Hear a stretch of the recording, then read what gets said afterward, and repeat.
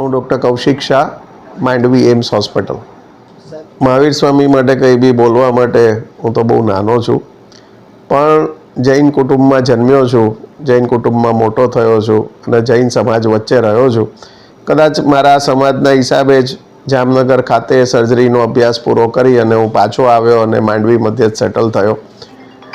મહાવીર સ્વામીનું જીવન જોઈએ તો જેમ ગઈકાલે આપ સૌએ સાંભળ્યા, આદરણીય વડાપ્રધાન શ્રી નરેન્દ્રભાઈ મોદીએ જે મહાવીર સ્વામી માટે નવકાર મંત્ર માટે જે વાત કહી કે આજે વર્ષો પહેલાં જૈન ધર્મના રચયિતા પણ મહાવીર સ્વામી અને જે જૈન ધર્મએ જે રસ્તો બતાડ્યો છે, જે અધ્યાત્મનો રસ્તો બતાડ્યો છે, એ આજની દુનિયાના એઆઈ કરતાં પણ વધારે મજબૂત છે.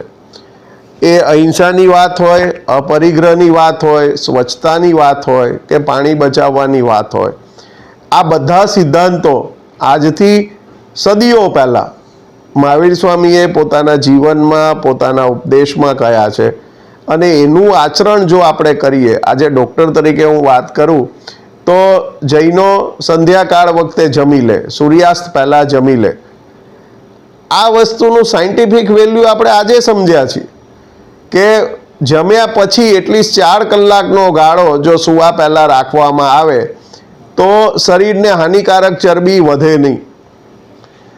આ વસ્તુ આપણે જ્યારે વિજ્ઞાન સમજ્યા ત્યારે સમજ્યા અને મહાવીર સ્વામીએ આ ઉપદેશ, જૈન ધર્મનો આ સિદ્ધાંત વર્ષો પહેલાં રચાયો છે.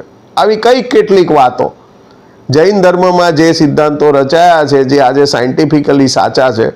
એટલે ગઈકાલે જે મોદી સાહેબે કહ્યું કે દુનિયા એઆઈના રસ્તે આગળ વધશે અને ભારત એમને આધ્યાત્મનો રસ્તો બતાવશે, એટલે જ 9 તારીખને વિશ્વ મહામંત્ર નવકાર મંત્ર દિવસ તરીકે ઉજવી અને સૌએ ગઈકાલે આપણે ઉજવણી કરી અને આજે આપણે મહાવીર જન્મની ઉજવણી કરી. અને ચૈત્રી નવરાત્રિ એના અંદર જ મહાવીર જયંતિ આવે અને સૌ જૈનો આંબેલ નામનું તપ કરે અને એની હોળી ઉજવે, જે હોળીનો પરમ દિવસે છેલ્લો દિવસ હશે અને રવિવારે એના પારણા હશે. આપના માધ્યમથી હું તો એક જ સંદેશ પાઠવીશ કે ગઈકાલે જે 9 સંકલ્પ મોદી સાહેબે લેવડાવ્યા છે એ સૌ જૈનોએ જાણવા જોઈએ અને એ સંકલ્પમાં થાય એટલું અનુરૂપ પાલન કરવું જોઈએ.